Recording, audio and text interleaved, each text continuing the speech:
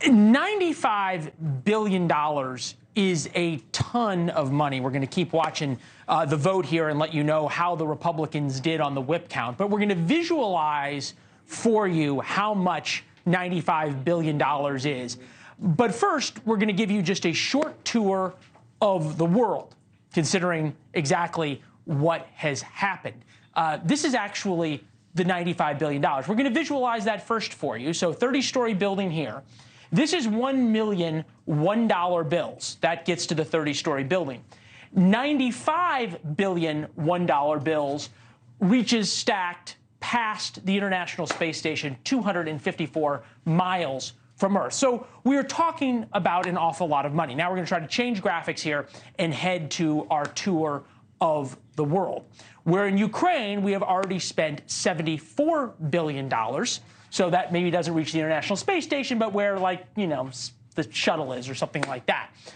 Putin is still in power. Russia is proving to be economically resilient, and Putin is now unquestionably on the offensive. And now we may be getting the map of the world. The U.S. has spent $12 billion in Israel over the past 3 years, yet Hamas was able to attack Israel, leading to the current conflict raging in Gaza. So far, the ceasefire that President Biden wants to bring in hasn't happened. Egypt and Jordan have received $4 billion each over the past 3 years, and neither of them are calling for Hamas to surrender. And finally, over in Taiwan, the U.S. has paid $136 million in aid, and it appears increasingly likely that China will invade. So yes, as we said before, $95 billion is a lot of money. We don't need to show you the graphic again. We are going to bring in Senator Ron Johnson, who voted against the bill today. Senator, we appreciate you being with us. Thank you very much. I understand your concerns, and I understand your concerns with President Biden's foreign policy. We've certainly been critical of that along the way. I'm wondering, though, this. At brass tacks, we're making this vote is your vote is making it a lot easier for Vladimir Putin to take over Ukraine. And I'm wondering how that's a good thing in your mind. Well, first of all, we don't have that $95 billion. Don't have it. There's no attempt whatsoever to, for example, rescind spending on the green energy boondoggles and actually pay for $95 billion. We're spending about $880 billion on defense a year. I don't think we're getting our money's worth.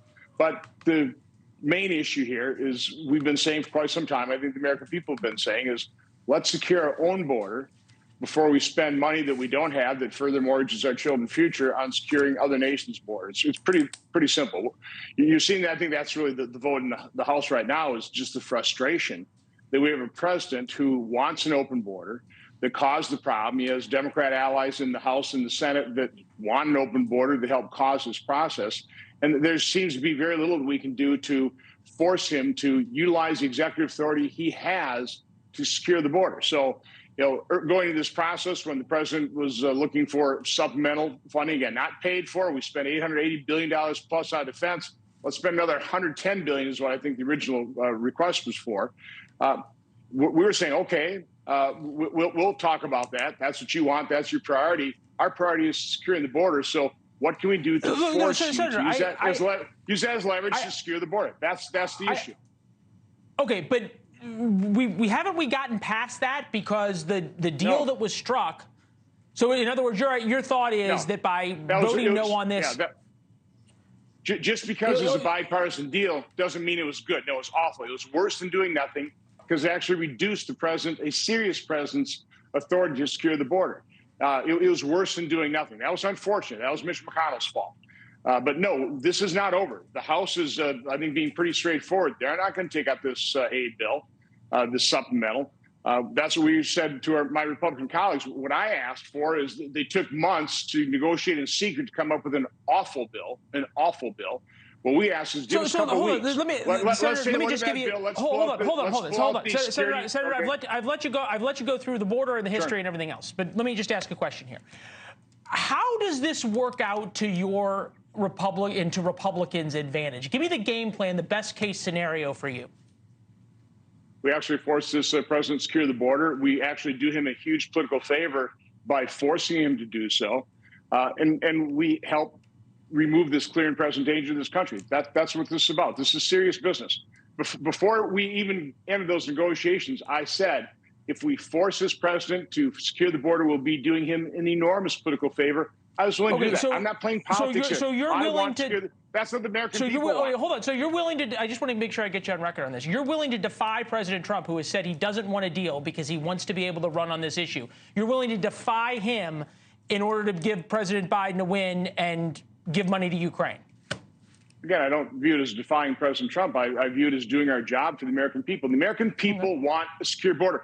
I'm not getting any pressure, quite honestly, from constituents in Wisconsin to send $95 billion we don't have over to Ukraine and Israel and Taiwan. Again, I'm sympathetic with supporting those countries, but our first priority, our top priority has to be to secure the border. That's what the American people are asking us to do. That's what we're fighting to do. It's not easy.